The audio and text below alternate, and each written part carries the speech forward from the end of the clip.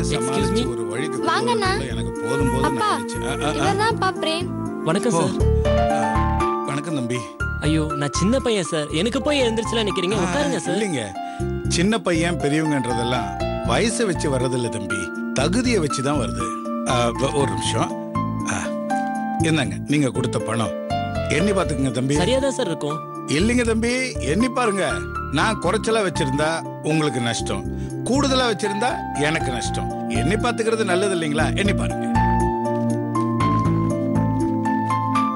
சரியா இருக்கு சார். தம்பி, இந்த உதவியை நான் என்னைக்கும் மறக்க மாட்டேன். ரொம்ப நன்றிங்க தம்பி. சரியான சமயத்துல செய்யற உதவிதான் ரொம்ப பெரிய உதவி. ஏன் சார் இதுக்கு போய் பாராட்டிட்டு? இல்லைங்க தம்பி, பாராட்ட வேண்டியதை உடனே பாராட்டிடணும். அப்படி பாராட்டாம விட்டா நல்லது அழிஞ்சு போயிடும். பாராட்ட கூடாததை பாராட்டினா கெட்டது வளர்ந்துடும். நான் நல்லது வளரணும்னு ஆசைப்படுறேன், அதனாலதான் பாராட்டுறேன். அது ஒண்ணும் தப்பு இல்லைங்களே சார். நீங்க மறுபடியும் அப்பீட் ஆயிட்டே இருக்கீங்க சார். சாதாரணமா நான் தான் இந்த மாதிரிலாம் பேசிட்டு இருப்பேன்னு என் ஃப்ரெண்ட்ஸ் எல்லாம் கிண்டல் பண்ணிட்டு இருப்பாங்க. நீங்க எனக்கு மேல இருப்பீங்க போல் இருக்கு. அம்மா, உங்க ஹஸ்பண்ட் ரொம்ப தத்துவமா பேசுவார் போல் இருக்கு. தம்பி, நான் இந்த அளவுக்கு பேசுறேன்னா அதுக்கு குருவே இவங்க தான். அவங்க மட்டும் இல்லைன்னா நான் இந்த அளவுக்கு யோசிச்சிருக்கவே மாட்டேன். ஆமாண்ணா, அம்மா எப்பவுமே அப்பாவுக்கு ஸ்பெஷல் கிளாஸ் வச்சுதான் பாடம் நடத்துவாங்க. நான் சொல்றது கரெக்ட் தானப்பா? என் பொண்ணு சொல்றது கரெக்ட் தான் தம்பி. ஆனா ஒண்ணு என்னன்னா, என்னைக்காவது ஒரு நாள் ஸ்பெஷல் கிளாஸா இருந்தா பரவாயில்ல. என் பொண்டாட்டி எனக்கு டெய்லி ஸ்பெஷல் கிளாஸ் நடத்துவா. அவ ஒரு கடமை தவறாத டீச்சர் தம்பி. பூகம்பமே வரட்டும், ஆனா எனக்கு பாடம் நடத்துறத மட்டும் தவறவே மாட்டான். இப்படி எல்லாம் ஒரு பொண்டாட்டி கிடைக்கிறதுக்கு நான் போன ஜென்மத்துல புண்ணியம் பண்ணி இருக்கணும். பாங்க நீங்க ரொம்ப புகழ்றீங்க. தம்பிய புகழ்ந்தாவது அதுல ஏதாவது நியாயம் உண்டு.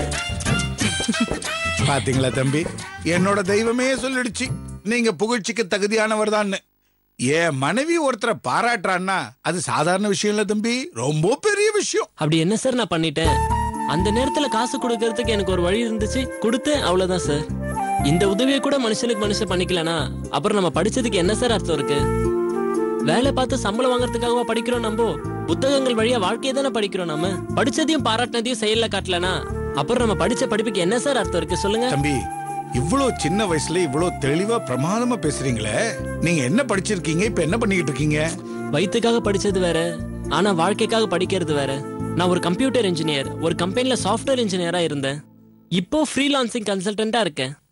ஃப்ரெண்ட்ஸ் ஒரு 2-3 பேர் சேர்ந்து ஒரு கன்சல்டிங் கம்பெனி நடத்திட்டு இருக்கோம். அவ்வளவுதான் சார். ரொம்ப சந்தோஷமா இருக்கு தம்பி இதெல்லாம் கேட்கும்போது. என்னடா திடீர்னு? இவங்களை பாக்குறதுக்காக வந்தேன். கொஞ்சம் குடுக்கல் வாங்கல், மருந்து கடைக்கு நான் கொடுத்தேன்ல, சோ அந்த காசை வாங்கிட்டு போயிடுங்கன்னாங்க, அதான் வந்தேன். டேய் மாறா, நேத்து ஸ்டேட்டஸ் பார்த்து சொன்னல ஆகாஷ்னு ஒரு பேஷண்ட், அது இவரோட பையன் தான். ஆமாங்க. நீங்க இருக்கிறதுனால கொஞ்சம் அப்பப்ப பாத்துக்கடா. இவங்களுக்கு ஏதாச்சுன்னா நீ கொஞ்சம் ஹெல்ப் பண்றா. ஓகேடா, பாத்துக்கிறேன். இப்போ நான் ரவுண்ட்ஸ் போணும், சீஃப் வர நேரம். ஓகேவா? Yeah okay bye. தம்பி, பிள்ளைன்னா தெளிவா இருக்கணும், அதுவும் உங்களை மாதிரி தெளிவா இருக்கணும். ஆனா என் பையன் ஒரு மந்த புத்திக்காரன். ஒரு மோகினி பிசாசுக்காக மாத்திரையை தின்னு தொலைச்சு விட்டான். சுந்தரிய பக்கத்துல வச்சுக்கிட்டு அவ பொண்ணு இப்படி பேசுறிய, அறிவு இருக்காடி உனக்கு? உண்மைய சொல்றதுல எனக்கு என்ன பயம்? மோகினி பிடிச்சு ஆட்டின மாதிரி தானே புத்தி பேதலிச்சு போச்சு அவனுக்கு. எதை சொன்னாலும் என் வாய அடக்குறதுலே நீர் குறியா இருக்கிறீரே. உம்ம மவன் தப்பு செஞ்சானே, அவன் ஏதாவது சொன்னீரா? இல்ல இவ்வளவு பிரச்சனை இழுத்து வச்சிருக்காளே உம்ம தொங்காச்சு மவ, அவள ஏதாவது சொல்றீரா? அதை விட்டுட்டு எப்ப பார்த்தாலும் என்னையே சொல்லிட்டு இருக்கிறீரு. அவ இவ்வளவு தூரத்துக்கு கொண்டு வந்ததுனாலதான் இந்த மாதிரி ஆயிப்போச்சு. அந்த செம்பகா தேவிய மோகினி பிசாசுன்னு சொல்லாம வேற என்ன சொல்றதா?